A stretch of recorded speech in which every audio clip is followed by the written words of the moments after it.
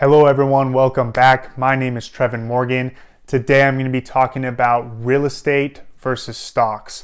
Kind of a weird subject, but if you like the video, please don't forget to give it a thumbs up and subscribe. Let's get started. So stocks are a great way to make money, but typically you need quite a bit of money to actually make money, whether that be $10, $20, $30,000 down until you actually start seeing a return on your investment. So this can be kind of hard unless you're doing any type of day trading where you can see results right off the bat if you're really good at this. Don't get me wrong, I do love stocks. I have stocks in my portfolio. I don't invest as heavily in stocks as I do in real estate. So one of the reasons I love real estate over stocks, and many reasons, is real estate is actually tangible. You can go stand on the land, you can go pick up the dirt, you actually own that. If the market were to crash, all your stocks could just go down to zero and you lose everything.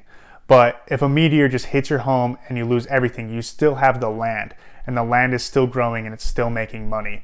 As well as when you own land, you own everything to the center of the earth all the way up to infinity. That's how real estate's described.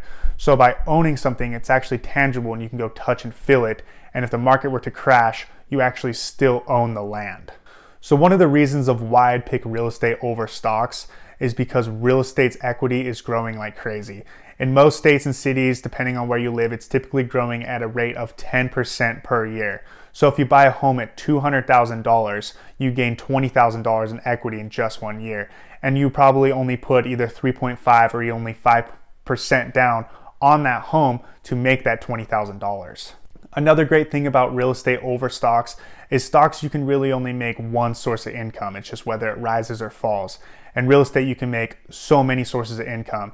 You can either A, just own the home outright and grow your equity. You can B, rent it out, and when you rent it out, you'll be able to make quite a bit of money from your renters if you're really smart about that.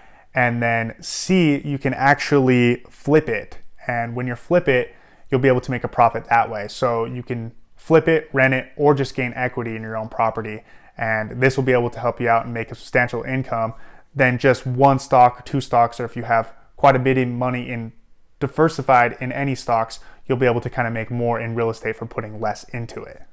Again, just make sure your portfolio's diversified. Again, I'm not trying to say anything bad about stocks because I love stocks and I do some stocks here and there, but you can gain much more money doing real estate than at stocks, in my opinion, because all the sources of income you can make, like I said, when you rent it or you flip it, or the equity, and you have to put a lot less money into the actual real estate itself when you only put 3.5% down or 5% down to be able to just pretty much make instant equity in your home. Again, you can make tons of money doing stocks, but when you're doing real estate, pretty much all you need to do is get your first property, and then it just creates a whole snowball effect.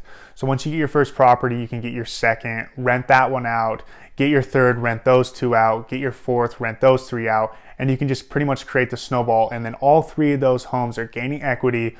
You own the land, it's tangible, you can go pick up the dirt, you own that whole land, and you'll be able to just make all that money and just keep growing it. As in stocks, you're kind of more limited in what you can do. It's pretty much just if the market rises or falls.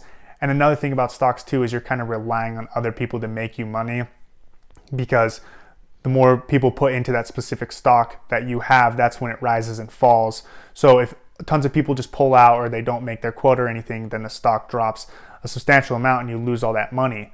But when in real estate, you can actually be making kind of your own income and you can kind of pick it a little bit better. And even if the market crashed, someone's always going to need a place to live. So if you have rental properties and the market completely crashed, you still own the land as well as renters that are in those properties, and you can still be charging them and still be making income even if the stock market crashed and you lost all your stocks.